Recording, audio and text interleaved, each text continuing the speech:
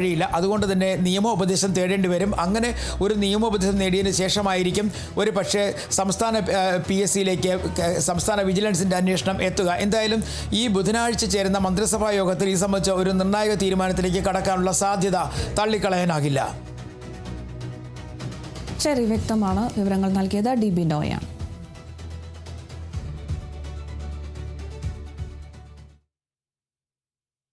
LPST rank holders അസോസിയേഷന്റെ നേതൃത്വത്തിൽ സെക്രട്ടേറിയറ്റിന് മുന്നിൽ അനിശ്ചിതകാല റിലേ നിരാഹാര സമരം ആരംഭിച്ചു.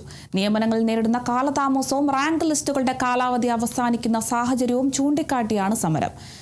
LPST ഒഴിവുകൾ പൂർണ്ണമായി റിപ്പോർട്ട് ചെയ്യുക, PSC മുഖേന അടിയന്തര നിയമനം നടത്തുക, റാങ്ക് ലിസ്റ്റുകളുടെ കാലാവധി കഴിയുന്നതിന് മുൻപ് അർഹരായ ഉദ്യോഗാർത്ഥികൾക്ക് നിയമനം ഉറപ്പാക്കുക തുടങ്ങിയ ആവശ്യങ്ങൾ സമരക്കാർ ഉന്നയിച്ചു. നീണ്ട നാളായി കാത്തിരിക്കുന്ന ഉദ്യോഗാർത്ഥികൾക്ക് നീതി ലഭ്യമാക്കണമെന്നാവശ്യപ്പെട്ട് വിവിധ ജില്ലകളിൽ നിന്നെത്തിയ റാങ്ക് ഹോൾഡേഴ്സ് പ്രതിഷേധത്തിൽ പങ്കെടുത്തു. സർക്കാർ അടിയന്തരമായി വിഷയത്തിൽ ഇടപെട്ട് നിയമന നടപടികൾ വേഗത്തിലാക്കണമെന്നും സമരക്കാർ ആവശ്യപ്പെട്ടു.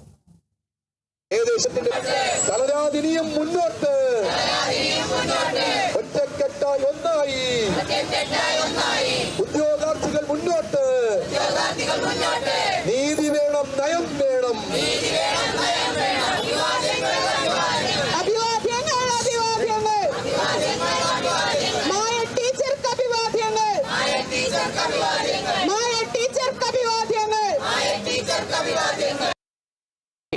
നമ്മൾ ഒരു വർഷം കഴിഞ്ഞു റാങ്ക് ലിസ്റ്റ് വന്നിട്ടും, എന്നിട്ടും ഇതുവരെ 5 ജില്ലകളിൽ 1ാം റാങ്കുകാരന് പോലും നിയമനം ലഭിച്ചിട്ടില്ല.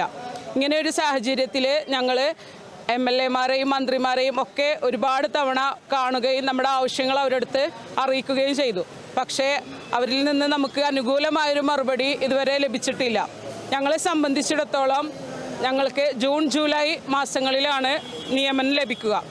പക്ഷേ ഞങ്ങളുടെ ഒരു വർഷം തന്നെ നഷ്ടപ്പെട്ടു. ഇനി ഈ ഒരു ജൂലൈയും കൂടി നമുക്ക് നഷ്ടപ്പെട്ടിട്ടുണ്ടെങ്കിൽ നമ്മുടെ 2 വർഷം നഷ്ടപ്പെട്ടതിന് തുല്യമാണ്.